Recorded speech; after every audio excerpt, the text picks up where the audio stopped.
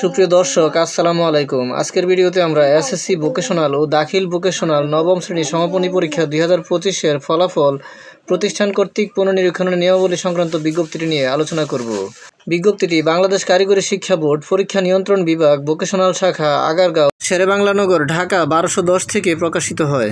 এটি 28 জানুয়ারি 2026 খ্রিস্টাব্দ তারিখে প্রকাশিত হয়।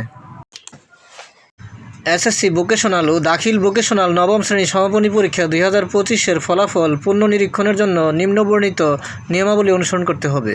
অর্থাৎ পুনর্নিরীক্ষণের জন্য আমাদেরকে এখানে প্রদত্ত নিয়মাবলী অনুসরণ করতে হবে। পুনর্নিরীক্ষণের ফি জমাদানের ক্ষেত্রে এখানে উল্লিখিত নিয়মাবলী অনুসরণ করতে হবে।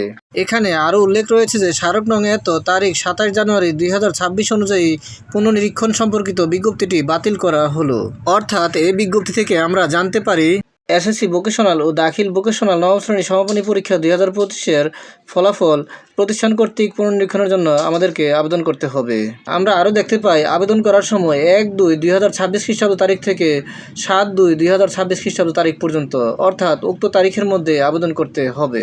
আর প্রতি পত্র বা বিষয়ের ক্ষেত্রে 150 টাকা হারে ফি প্রযোজ্য হবে এবং পুনর্নিরীক্ষণের ফি জমা দেওয়া যাবে 9 থেকে 10 ফেব্রুয়ারি 2026 খ্রিস্টাব্দ তারিখ পর্যন্ত।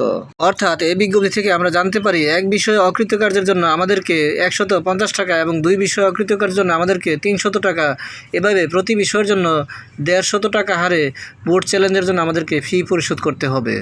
তাহলে এ ছিল এসএসসি ভোকেশনাল ও দাখিল ভোকেশনাল নবম শ্রেণী সমাপনী পরীক্ষা 2025-এর ফলাফল প্রতিষ্ঠান কর্তৃক পুনর্নিরীক্ষণের নিয়মাবলী সংক্রান্ত বিজ্ঞপ্তি।